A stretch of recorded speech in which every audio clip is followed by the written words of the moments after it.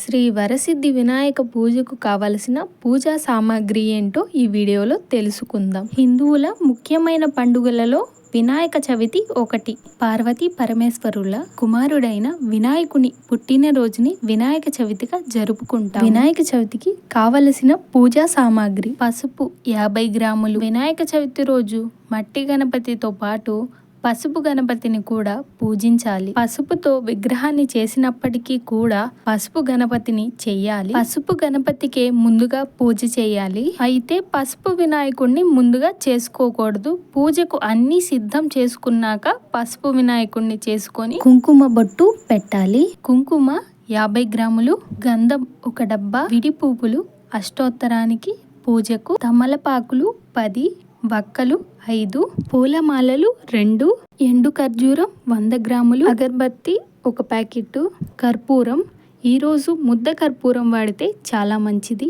మామిడి ఆకులు గుమ్మానికి తోరణాలు కట్టడానికి అలంకరణ కోసం, అరటి పండ్లు, పాలవెల్లి 1, పంచామృతం అంటే ఆవు పాలు, ఆవు పెరుగు, తేనె, ఆవు నెయ్యి, పటిక బెల్లం, వీటన్నిటితో చేసేదే పంచామృతం. తరువాత యాలుకలు. ఈ రోజున వినాయకునికి యాలుకల దండ సమర్పించడం చాలా మంచిది. స్వామివారి నైవేద్యానికి అటుకులు, బెల్లం, అక్షంతలు, పాలవెల్లికి కట్టడం కోసం పండ్లు, ముఖ్యంగా వెలగపండు ఉండాలి.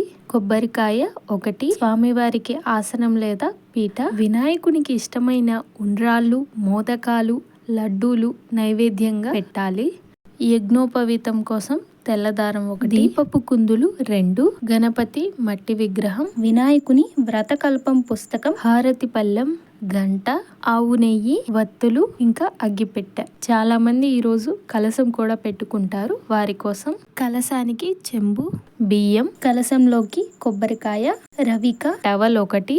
వినాయకుని పూజలో అతి ముఖ్యమైన ఈ 21 పత్రితో వినాయకునికి పూజ చేస్తే ఎంతో మంచి ఫలితం కలుగుతుంది. మొదటిది మాచీపత్రం, మాచపత్రి. రెండవది బృహతి పత్రం, ములక. మూడవది బిల్వపత్రం, మారేడు. నాలుగవది దూర్వాపత్రం, గరిక. 5వది దత్తుర పత్రం, ఉమ్మెత్త.